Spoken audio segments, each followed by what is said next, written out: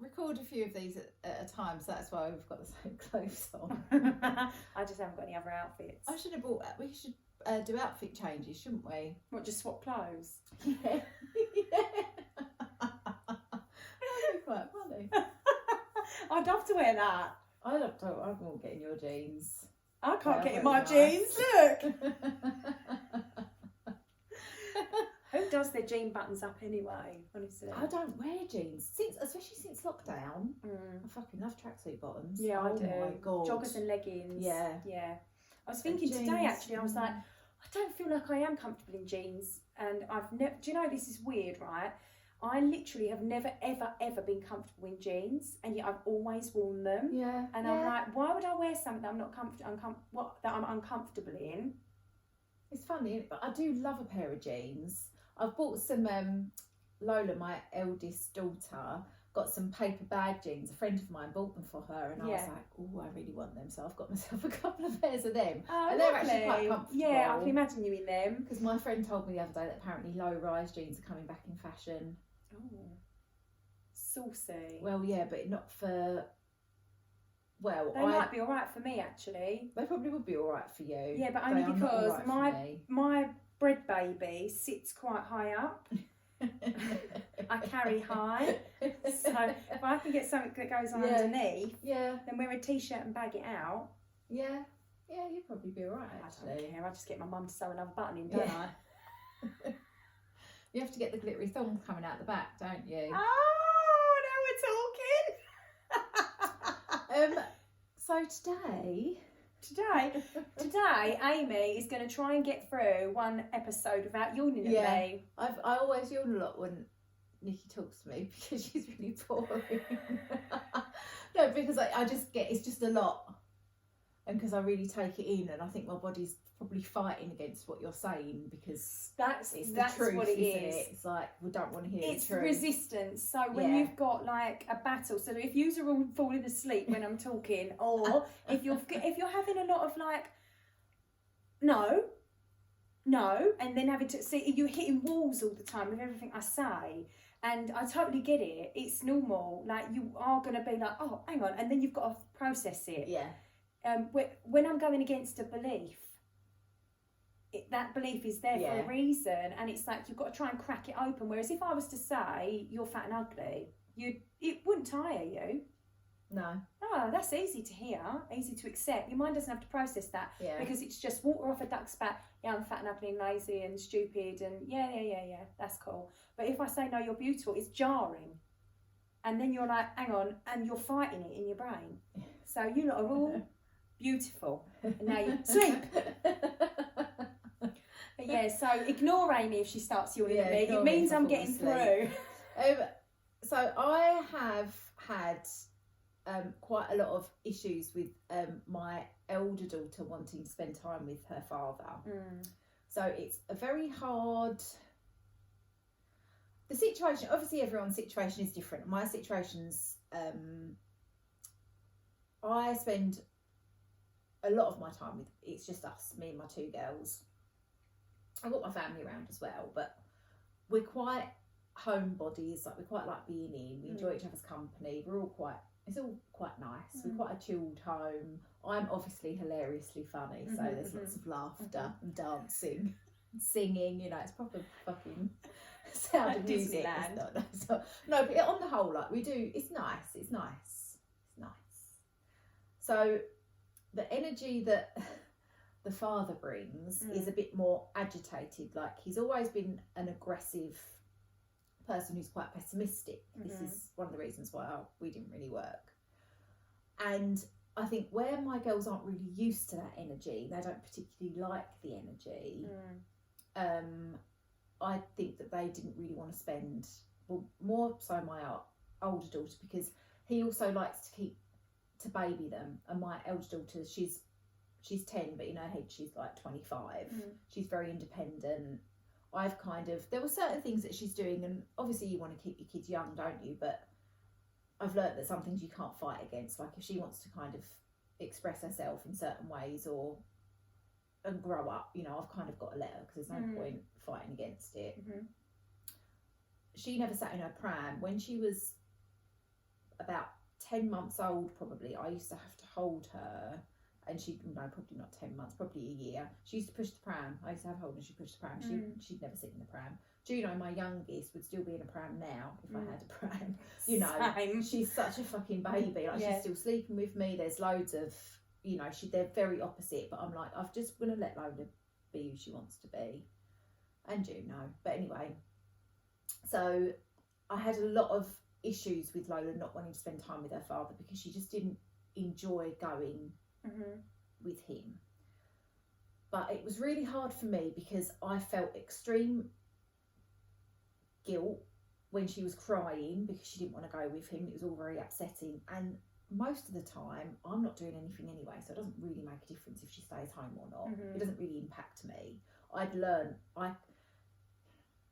Another one of the issues was a lot of things would get cancelled, so I'd never, if I was going out on a night, I'd never plan it when the girls were going to be with him because that could always fall through. So I'd have to, if I was going out, usually I'd have a backup babysitter or whatever.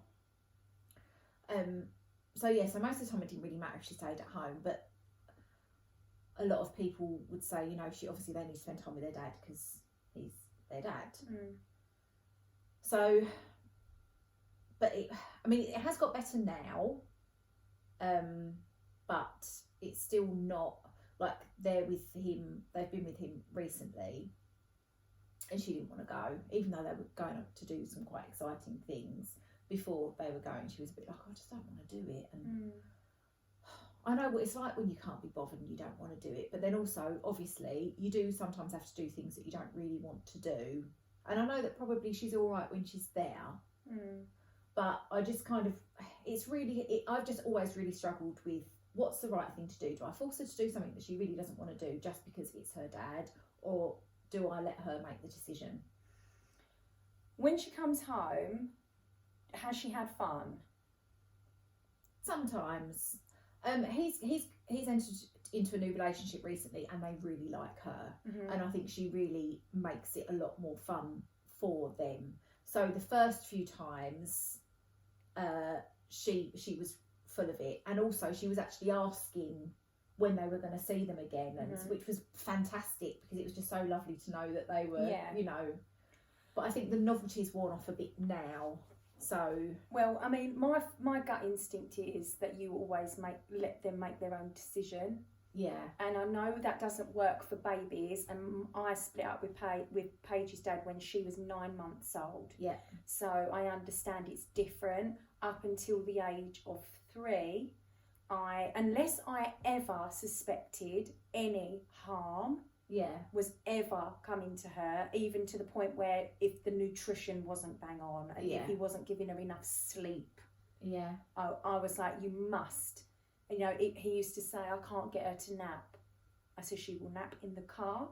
You will drive her out in the car. Then what am I meant to do when she's in that? You sit in the car with her like I do.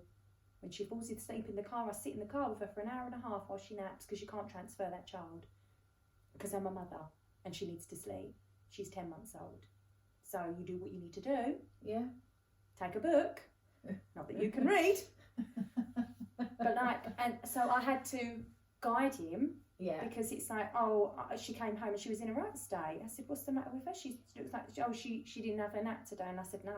What, 10 months old? Like, probably slightly older than that, but I don't think I think actually, no, she was fairly young.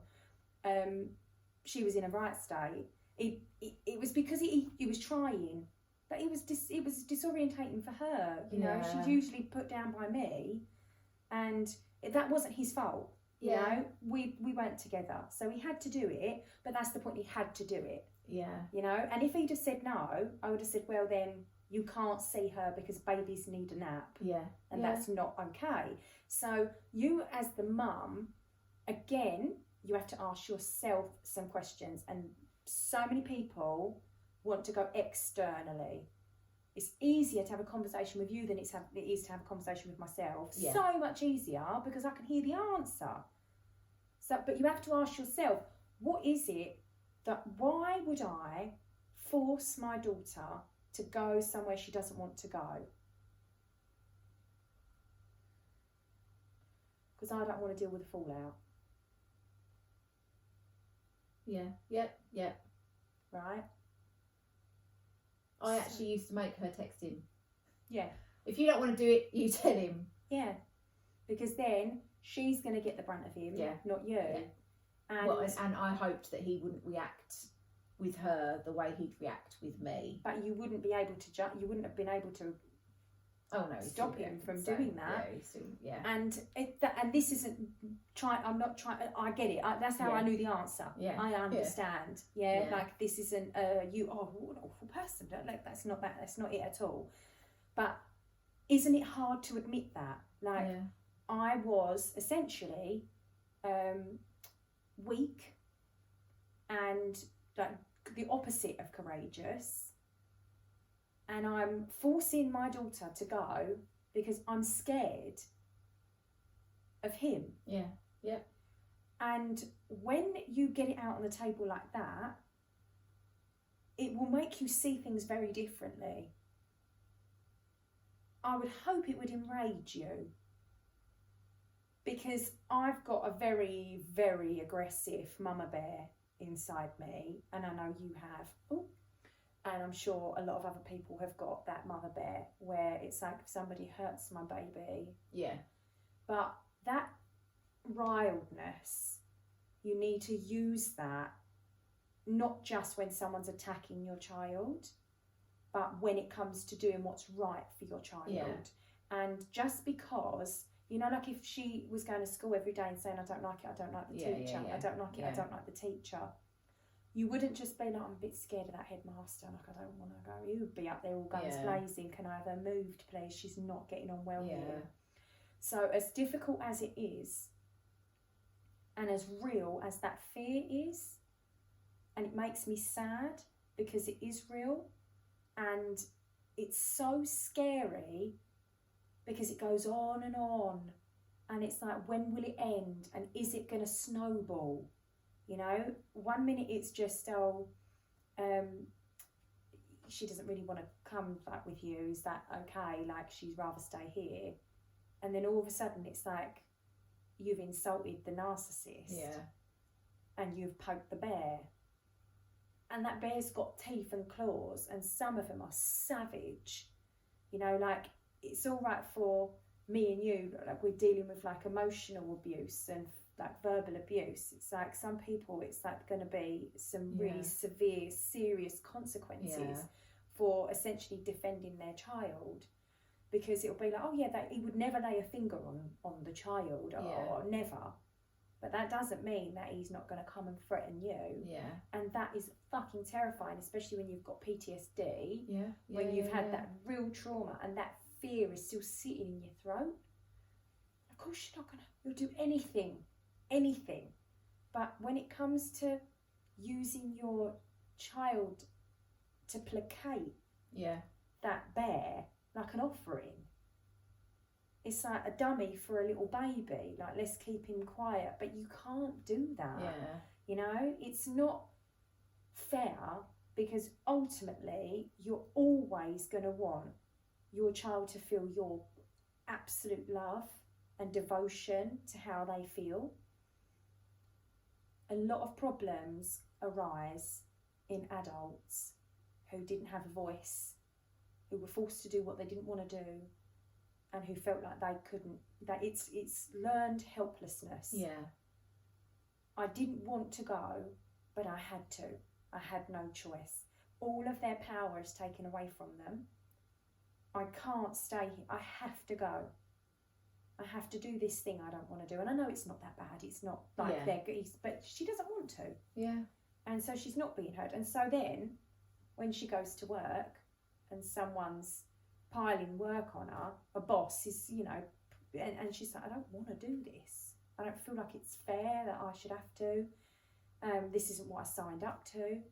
But she'd probably be more inclined to do it because she's used to that feeling. It's that pattern again of, well, I have to do things I don't want to do. We don't really want our kids to feel that way. We want them to feel like the world is their oyster. Everything always works for them. Everything is beautiful. Everything is joyful. If something is painful, it's not, you know, my mum and dad are there, you know, or my mum is there or whatever. And also, it will send a message, as fucking scary as it is to send a message, it will send a message that that sort of behaviour is not okay. Yeah. So whatever it is that she doesn't appreciate about those visits, whether it be his pessimistic nature, his aggressive outbursts, maybe he's in the car in traffic and shouting and swearing, and she doesn't like it. Yeah.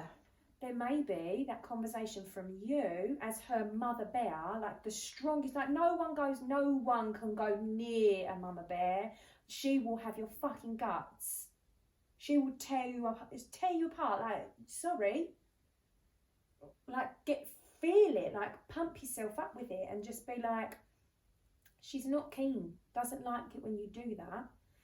And so, until you can, like, reassure her that that's not going to happen, she's not really wanting to come to you. So I'm going to keep her with me.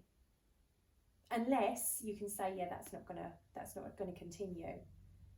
Because if he can't pull his socks up and he's going to keep acting in a way that is upsetting her, she's the priority, not him. And they can kick off as much as they want, but I've recently been through this myself, where Paige's dad was at a particularly low point. Fortunately for both of us and Paige, he's through it now and it's okay. Yeah. But it wasn't that long ago. I've never, ever, ever stopped him from seeing her, not once, and this is for 5.5 years. But I recently had to say to him, you can't see her at the moment. The standards had gone below what I expect, and Paige was showing signs of not loving it. Yeah. She didn't say to me, I don't want to go. But when she was coming home, she was like a bit down, and he said her behaviour's not very good. And I thought, well, her behaviour's excellent with me. What's going on? Yeah. Then I spoke to him. He said, I'm feeling really low. My mental health is very low. Financially, I'm struggling, and all this sort of thing. And he basically said, like, I feel like I'm at the end of my tether, like I'm going to end it all. Yeah. And I can't have my daughter being in that negative space. Yeah, yeah. It was affecting her. So even though she's 6 in a few weeks, she didn't have the capacity to talk me through that. But I could read that she wasn't as keen to go. Yeah. And so I said, until you have fixed these issues, and it was quite a big ask, she needs a bedroom, she needs good nutrition, because where he was low on funds, he was buying bad food. You know, it's cheaper. Yeah. Yeah. And so these are my standards. And if you can't meet them, and it's completely unemotional, because we've got ourselves to the point where we are like colleagues. If you can't meet these things, then you can't see her. Yeah. Until you do, and you tell me that you have, and that it's all good, and then you can again. It took him about a month. And he didn't see her. Yeah. And then he sorted it out. And now he's all right again. Yeah. It may not always be like that, and then I'll have to step in again. And I'm lovely, and I lay it out there with kindness. I'm so sorry that you're going through this. Yeah. You know, but she comes first. That's my only thing. Yeah, yeah. But if he were to have caused me an issue, I would have ripped his guts out. I'd have eaten him. I won't. It's a no from me. I will fight you until there is nothing left. But you cannot see her at this moment in time. Absolutely not. He doesn't scare me anymore. Yeah. Because I've stopped giving him the power to. Yeah. And it's easier said than done. Believe me when I say I wanted to be not scared of him for a lot longer than I have been. Yeah. You know, it was real. There was some serious trauma. I was terrified of his outbursts, because basically our history, some people may or may not know, is that when I actually flew at him, he had me arrested, and that was like the worst thing, because I was taken away from Paige. So he gave me like the worst punishment, and it was the most ridiculous response to have had, like that I would have ever considered. Yeah. And so I thought, what's this man going to do? Yeah. That would always be like, but what's he going to do? Is he going to set fire to my car? It's ridiculous. Now when I think about the drama I used to create in my own head, the stories I would tell myself of what he would do. Yeah. If I ever get a boyfriend, oh my God, they're going to be fighting out on the door. I would tell you what everyone's wearing and everything. So the cars pull up, like honestly, and my new boyfriend's there, and he comes out shouting and screaming, and Paige is crying, and I can't stop him, and she's seen it all, and she's traumatized. Oh yeah, out the front, just there by the bins are all knocked over. That's never happened. It's not going to happen, but it's a full-on masterpiece in my mind. That's just one. Yeah. The fucking drama of it all, because we're so scared that our mind creates these stories. And if we could just be like, do you know what? He's a normal human being. He was a normal human being when we met. He's a normal human being right through our relationship, and he's still a normal human being. I'm just causing a big drama here. So she's not keen to come. You keep getting road rage in the car, scaring her. Yeah, she doesn't like that. And you tell me that you won't do that anymore, because she'll obviously come back and tell me. If she comes back and says it, or she phones me and says, Dad's had road rage, she's going to be with me. So you're going to get caught out. Yeah. He knows that. Yeah. Yeah. And maybe he'll go, do you know what? It's annoying to be told what to do by my 10-year-old, but I will take that because I do get very upset in the car. And I'm using that as an example because I've had to say the same thing to her dad. It is quite a big problem actually. Like the girls do talk a lot about his road rage, but he will never admit it. Well, so you have to. Yeah. And if he doesn't want to, that's fine. But he doesn't get to see Juno. Yeah. You know, that's the decision that he made. Yeah. And she's going to feel empowered because you're giving her permission to do what she wants to do and to speak her truth and say, I really don't like it, Dad. You know, I love you, but that don't sit well with me. Yeah. Like, it really upsets me. It makes me feel very scared, very unsafe. And like, I don't know what's going to happen next. And it makes me really wary because it's really scary when men are in the car and they're shouting and ranting and raving at other drivers. I mean, even my mum used to scare me. My mum's quite softly spoken, but she would lose her temper and it would really frighten me. Yeah. And men, it's a different thing, especially when they're around such serene energy all the time and you're not shouting and screaming at them. Yeah. You know? But the other thing you can do is you can give Juno some power and just say to her, like, yes, it's fine, you don't have to go. But just know that you're always totally safe because whatever Dad's doing or not doing, it's nothing to do with you. Yeah. Like, as in, it's not, you're not the recipient of that rage. Doesn't mean you need to witness it, and if you're not comfortable, that's fine. But I don't want you to ever absorb anybody else's negative energy. You put your shield up and you go, that's not about me. But yeah. What was the question? I've got my answer about not forcing the kids to go and see their dad. No, and I had actually a really interesting thing with a client not that long ago, and basically she's got a son and a daughter, and the dad sees the son and not the daughter. The daughter's older and she's sort of, you know, not as willing to see him, and he's taken that quite personally and gone, well, I don't want to see you anyway, kind of thing. But she sees the son. Yeah. And so she's he calls, and when he calls, he just speaks to the son, but the daughter is there, and it was making her upset. She said, I feel upset, you know, it's fine that he doesn't want to see her, but this is bothering me. And I was like, yeah. So that's a no. That is, you either speak to both children or none. And oh my God. Like, so she said to him, she had that conversation. I said, have that conversation, like, and tell your daughter that that's what you're going to do, and just say, listen, I don't mind that you two don't converse, but he phones and he says hello to both of you. It's your choice if you don't want to speak to your father, or he can make the effort. Yeah. And so she was nervous to do it because she thought it would cause like a problem. Yeah. But she was strong with it, and she said, no, I'm not going to tolerate that. We've got two children, you treat them equally. Yeah. And so that's what he's been doing. He's been phoning, he's been saying hello to both of them. And then Littlen will respond and he'll have a conversation, but she's included. So you've empowered her. Yeah. What a beautiful lesson that my mum will not tolerate me. I'm good enough, I'm worthy. People can try and be rude to me, but they can't. Yeah. It's not allowed. It's not okay. I was like, because I try and put myself in each person's position, and I'm like, that's win-win-win. Because that little boy's going, my sister is just as worthy as me. Yeah. I'm not special. Yeah. I'm not the favourite, because that's a lot of pressure for a little Yeah. one. She's feeling good because mum's protecting me, mum loves me deeply, and dad is being respectful of my wishes, and mum's feeling fucking brilliant because she's like, excellent. Yeah. You either don't phone, which is no skin off mine, Yeah. or you do, and I don't have to feel like I'm being eaten alive with the pain. Yeah. You don't have to sit in that pain. There's normally a logical way around it. Yeah.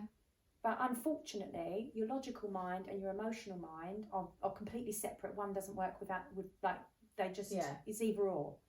And the emotional mind always squashes the logical. So you have to be really, really careful not to go into that emotional mind, because that's when the whole blooming bin gate, logic was not present when bin gate occurred. Yeah. Because logic would say, I haven't even got a boyfriend. Yeah. It's fine. It's going to be fine. Yeah. And if it isn't, I'll deal with it then. Yeah. But yeah, so that was interesting. But I think that often we go into submissive mode and we try to go, I think it'll be okay. I'm sure it'll be okay. It'll work itself out. It seems all right. But it feels, we know, our intuition is going off that this doesn't feel like I'm being enough of a bear. Yeah. And we've all got a bear in us. Yes. Just let her out. I will. You hardly yawned. I know, that's what I was going to say. I didn't yawn that much. Maybe that was a bit more interesting. Not really. But that wasn't I don't think that was so hard to hear. No, it wasn't. It wasn't. You are a trooper. Because she's like, I've never dig anybody out. But basically you're like the case study whilst we have these conversations. So you are being like a real sport, because people relate to you and then hear what I've got to say to you. So it's easier for them. Yeah. Because they're not feeling like I'm going for them. Yeah. Whereas you have a lot of people going, what you need to do is, and straight away they're like, fuck off, tell me what to do. So yeah, no, you are a good sport, but that's why I make you so tired. Yeah. You can have a chocolate snacker jack now. Oh yeah, that'll perk you up. Yeah, or a cup of tea. Yeah, let's do it.